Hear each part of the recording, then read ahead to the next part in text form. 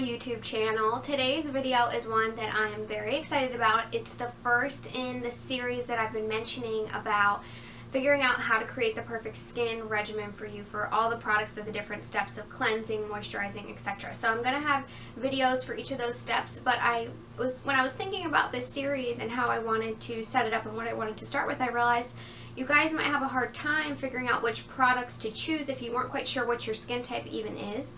So I wanted to start with this video of helping you understand the different skin types and figuring out where you stand so that in the future videos you can pick and choose and say, okay, I know I'm this or I know I'm that. So that's what today's going to be focused on, is going through the different skin types and helping you discern which one are you. The general skin types are normal, dry, oily, and sensitive, and those are the basic skin types that you'll usually hear about. There's a lot of different skin conditions and skin issues that are also present for a lot of people. That doesn't mean that's your actual skin type. It can just be a skin issue that you have. So you want to make sure you don't mix those up. So we want to find what your skin type is, but also identify what skin issues you have so we can treat your skin properly and make sure you're choosing the right products for your skin. Examples of skin issues would be acne, rosacea, redness in the skin, aging, people that are experiencing hyperpigmentation in the skin, a lot of sun damage, things like that that are affecting the skin, but it's not your actual skin type. There's a lot of internal and external factors that come into play with your skin type, things that can affect your skin and make you think that might be your skin type when really it could just be something that's happening internally, hormonally, or externally, the weather, different things like that that can affect your skin. So it can be kind of tricky in the beginning to identify what your skin type really is. But as you go through this and you start using different products and trying different things, you'll start to realize, oh, okay, this works, this is my skin type, this maybe is just an issue that I needed to address, and once that issue is addressed, you'll get to realize, okay, my skin type is this. And it will get a lot easier as you try different things and experiment with products and your skin. The goal with all of this is to get your skin to that normal skin type. So it's balanced, it's healthy, no matter what your skin type is or what skin issues you're having. My goal with these videos is to help you reach that normal, healthy skin type so you feel confident in your skin, you feel like it's as healthy as it could possibly be. It's always going to be changing and you're always going to have to be trying new things, but the better you can care for your skin, the more confident you'll feel, and overall the healthier you will feel and be. So let's just start out with normal skin. Normal skin's pretty easy to identify. It's not overly dry, it's not overly oily. People with normal skin don't really complain of many issues. There's just very minimal things going on with the skin. It's just pretty normal. And those people have what we call a water-oil balance in the skin. So they're not overproducing or underproducing, they're not dehydrated. They just have that perfect balance of oil and water production in the skin. So next I want to talk about dry and dehydrated skin. Now there is a difference between dry skin and dehydrated skin, which I want to make that clear for you guys so you kind of understand the difference and know how to address your skin. Dry skin is where you're actually oil dry. It's usually more mature skin types. They're not producing as much oil as when they were younger. The skin can be more flaky, kind of more dull. You just feel a little more lifeless, and they just need that extra oil, like with heavy moisturizers and things like that. Whereas dehydrated skin can have a similar appearance, where it can be flaky, have that tight appearance, kind of shiny, but what that really needs is moisture and hydration in the skin. So you want to make sure you can kind of find out, maybe you're younger and you're not necessarily have dry skin, you might just be dehydrated from either the weather, like I said, external factors that could be affecting your skin, or internal factors. Maybe you're not getting the right balance in your diet and with water and things like that, or you're using too harsh of products on your skin. So there's a lot of factors like that. So you want to try and identify, are you dry skin? Are you having a lack of oil production? You've always been dry, or are you more mature, maybe 40 or above? You might be experiencing dry skin, or if you're younger, it might just be that you're dehydrated and you need to up your hydration within the skin.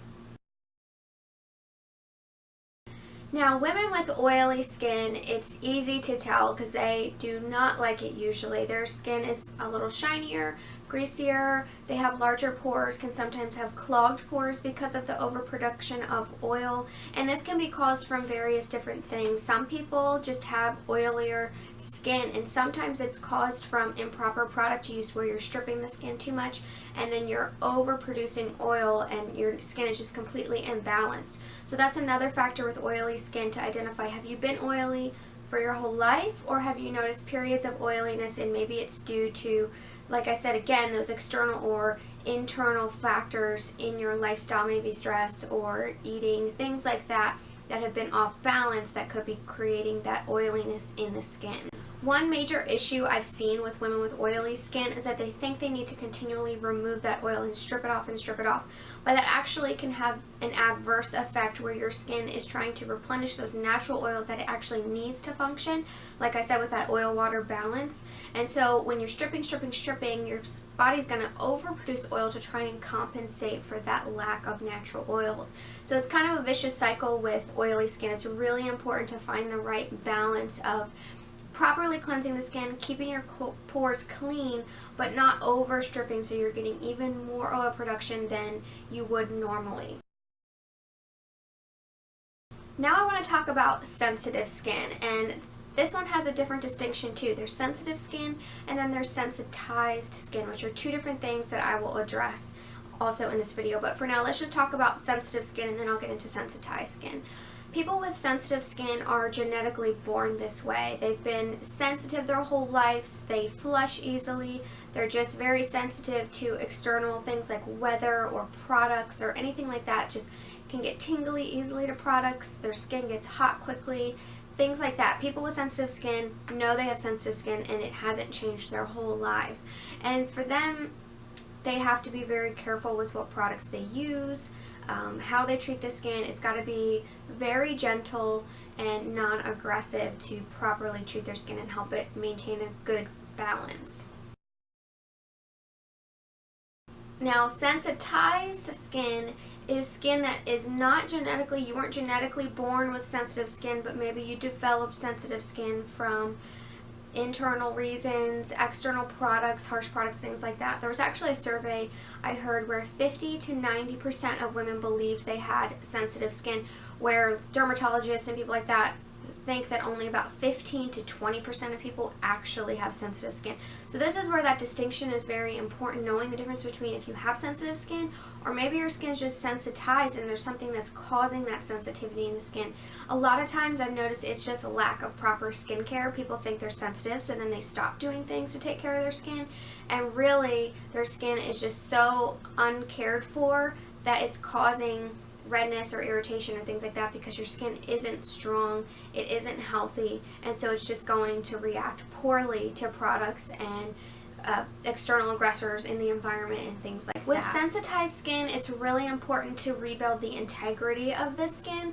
I like to use the example of exercising. When you exercise, you're trying to build muscle, and it's kind of painful at first, and it's a process of breaking the muscle down so it can build itself back up, is how I kind of understand it. I could be wrong to all you health buffs out there, but that's my understanding.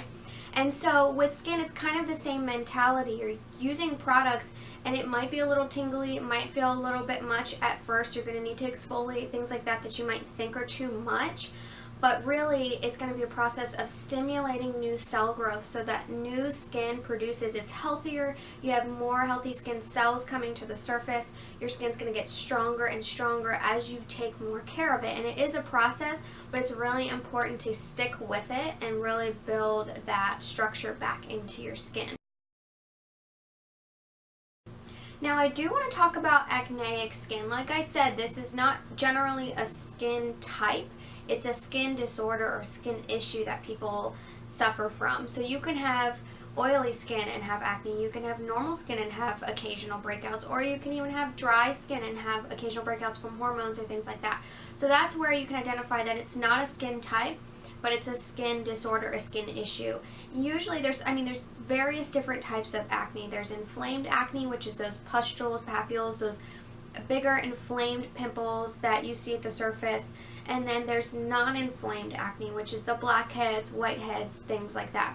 Now for the inflamed acne, it can be a couple different reasons, from hormones. Some people have genetically acne prone skin when it's that severe cystic acne, and that's when it's time to go to a dermatologist and really get on some medications topically and orally to really help manage that. But the non-inflamed acne is usually just a cause of improper product use. So needing more exfoliation, needing proper cleansing, needing more hydration in the skin, things like that. So there's those two different acne distinctions. So when you think about your skin, if it's breaking out, it doesn't necessarily mean you have acne prone skin. It could just be that you're using the wrong products, or maybe you're having a hormonal breakout. So you treat the acne specifically. You don't want to treat your whole face and your whole skin for acne if you only have a mild breakout on your chin or your cheek, things like that. I know it can get a little overwhelming trying to figure out where you stand with your skin type and with your skin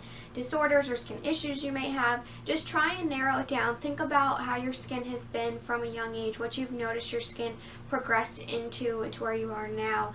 Think about what products you're currently using. Are they good products? Are they drying? Are they high quality or low quality? Just things like that. Take into account everything that you're doing. Think about your diet. That's a big factor as well.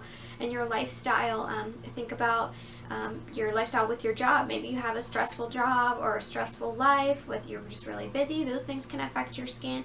And also where you live. Climate is a big factor too, whether it's humid or dry, or all of that can affect your skin too. So you want to kind of take note of all these different factors so you can kind of find out what your skin's going to need, how to plug in the right products to get you more balanced and healthy, and also thinking about, okay, do I have rosacea symptoms, do I have acne symptoms, and things like that. So really kind of take into account everything so that moving into these next videos, hopefully you'll have a more grounded sense of where you are and what your skin is actually doing and what your skin type actually is. I hope this was helpful for you guys. If you have any questions going into our series after this video, please comment below and let me know. I would love to get you guys really solid on what your skin type is before we move forward, so those videos can be really beneficial for you. So please comment below, or if there's any other information I can include in a blog post, things you want me to expand on, or maybe do a video solely about a certain topic, please let me know. Don't forget to subscribe so you can keep up with the next videos coming up. The next one will focus on cleansing and toning, how to properly cleanse the skin, and how to pick the right cleanser or toner for your skin type. So don't forget to subscribe, like this video if it was helpful to you, and connect with me on social media. I'd love to hear your questions or any suggestions you guys have, or any skin products you know you love. Thank you guys so much for watching and all your support as I've started this YouTube channel. I really appreciate it, and I hope all the videos from here on out are beneficial to you and you learn something and gain some confidence along the way. I'll see you in my next video. Bye guys!